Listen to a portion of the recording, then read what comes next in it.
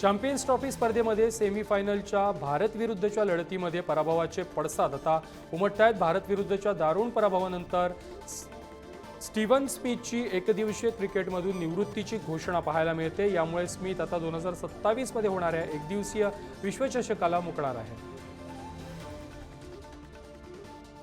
New Zealand दक्षिण Africa आमने सामने भिडणार आहेत। उपांत्य फेरीतील लढतीमध्ये हे दोन्ही संघ एकमेकांसमोर भिडणार आहेत। दुबईमध्ये भारत विरुद्ध कोणता संघ याची उत्कंठा आता शिगेला पोहोचलेली आहे।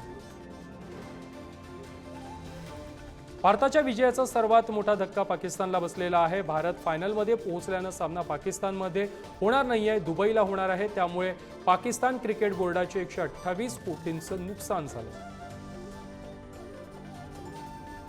पाकिस्तान क्रिकेट बोर्डानं T20 संघामध्ये मोठे बदल केलेले आहेत। आगामी न्यूझीलंड विरुद्ध T20 मालिकेसाठी बाबर आझम आणि मोहम्मद रिजवान यांना डच्चू देण्यात आलेला आहे, तर या संघामध्ये तरुण खेळाडूंना संधी देण्यात येणार आहे।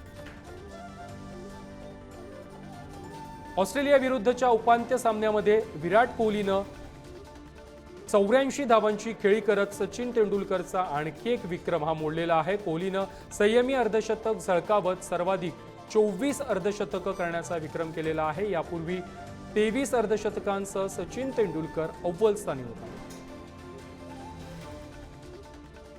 कोहली आंतरराष्ट्रीय क्रिकेटमध्ये सर्वाधिक झेल घेणारा भारताचा पहिला खेळाडू ठरलेला आहे। त्यानं राहुल द्रविडचा विक्रम मोडीत काढलेला आहे।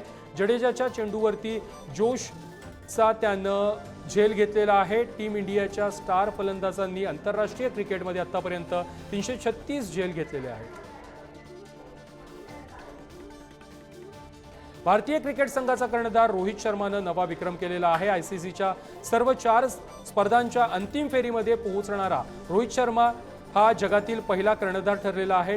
टेस्ट चॅम्पियनशिप, एकदिवसीय विश्वचषक, T20 विश्वचषक आणि आता चॅम्पियन्स ट्रॉफीच्या फायनलमध्ये भारतानं मसल मारली आहे।